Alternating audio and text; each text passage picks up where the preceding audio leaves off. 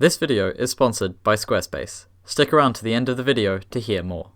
Danish phonology is wild. I mean, okay, all the North Germanic languages are a bit weird in their sound systems, but come on, Danish is something else. And I'm not just saying that as a Swede, I mean, for real, this language stands out. It has 26 vowel phonemes. Compare that to the 5 of Japanese or the 6 of Indonesian. Even compare it to the other Germanic languages, which are already known in general for their high number of vowels. It also has Stød, which means thrust in Danish. This is often known as a glottal stop, but phonologically it's usually not. It's actually where a syllable is split up into two parts, the first with higher than usual intensity and pitch, the second with the lower, and where this second part with the less intense phonation is laryngealized, which means it's said with vocal creak. This is the difference between hun without Stød and hun with Stød, which might sound like a glottal stop at first listen, but if we slow those right down,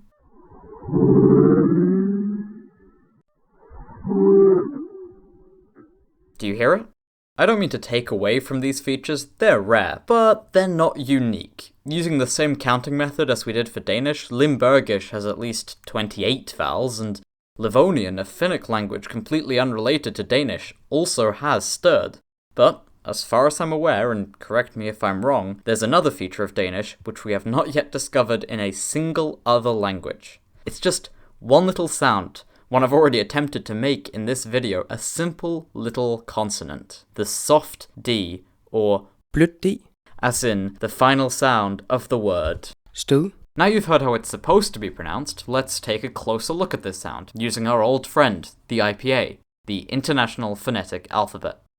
Generally, in broad transcription, this sound is written like this. Broad transcription is where we ignore the finer details of sounds in speech and just simplify it down. It doesn't really tell us how a sound is pronounced, only acts as a stand-in for that sound in that specific language or dialect. This letter eth in the IPA actually represents the sound th, the voiced dental fricative, which you find in English words like the or though. And clearly, that is not So how do we get from here to the actual way this soft D sounds? Firstly, we have to retract that, meaning move it backwards in the mouth. Because it's actually not a dental sound, it's an alveolar one. That means that instead of having the tongue on the teeth, the tongue is on the alveolar ridge, just behind your teeth. Now, if we're going to make that fricative sound on the alveolar ridge instead of the teeth, it's easy to say zzz, because that is the voiced alveolar fricative present in English. But we're looking here for a non-sibilant fricative. Zzz, just like s and sh and zh, is a sibilant, which is a type of fricative where a stream of air is directed by the tongue towards the teeth. This gives it a higher pitch and amplitude, which you can hear yourself when you compare th and s. So instead of that z, we want a th, but on the alveolar ridge, a th sound.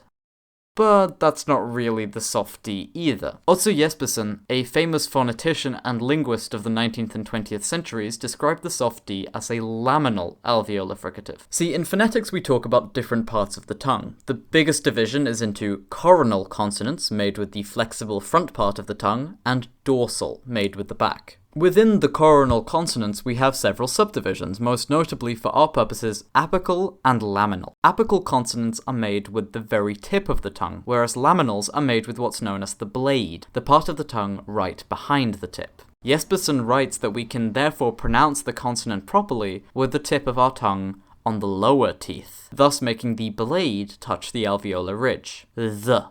And apparently this is sometimes how it's pronounced in distinct Danish, like on the stage of the Royal Theatre. But it's not the sound we all know and love, because, as many authors have observed, this sound is generally not actually a fricative. To make a fricative, there has to be friction. You have to force air through a narrow space, created by putting articulators, parts of the mouth which can be used for making sound, close together to create a turbulence in the airflow. Take v, for instance, where you can very easily feel the friction between your lower lip and your upper teeth. But the soft D doesn't put the articulators, the blade of the tongue and the alveolar ridge, remember, close enough together to cause that friction, and we represent that with this lowered diacritic, so the final sound is an approximant. Just kidding, this sound wouldn't be complete without one final component. Of course, it couldn't be that simple, because the soft D has secondary articulation, where a second part of the mouth is shaped to colour the primary articulation. For instance, in the case of the soft D, we have velarization, where while you're saying the consonant, the tongue is lifted towards the velum. That's the soft palate towards the back of your mouth you use in the sounds k or g.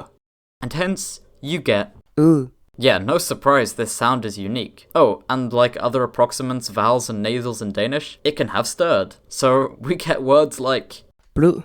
How fun is that? See, it's fully possible for a Swede to make a whole video about Danish without any unsavory jokes about how it sounds. Danish phonology is not a joke. I take it very seriously. It's a very serious, potentially chronic, throat condition that I would never make fun of. At least not online, where it's public for everyone to see. But there are some things we want everyone to see online, and one of those is our website, which is why it's important that it's professional and appealing. And that's why this video is sponsored by Squarespace. Squarespace gives you a powerful and beautiful online platform from which to create your very own website, connect with your audience, and generate revenue through gated, members-only content. Manage your members, send email communications, and leverage audience insights all on one easy-to-use platform. This lets you create your online community with Squarespace's inbuilt system of threaded comments, likes, replies, and powerful blogging tools. Squarespace lets you display your social posts right on your website and automatically push website content to social media channels for optimal engagement. Go to squarespace.com for a free trial, and when you're ready to launch, go to squarespace.com/kklein to save 10% off your first purchase of a website or domain. And I'll see you in the next video.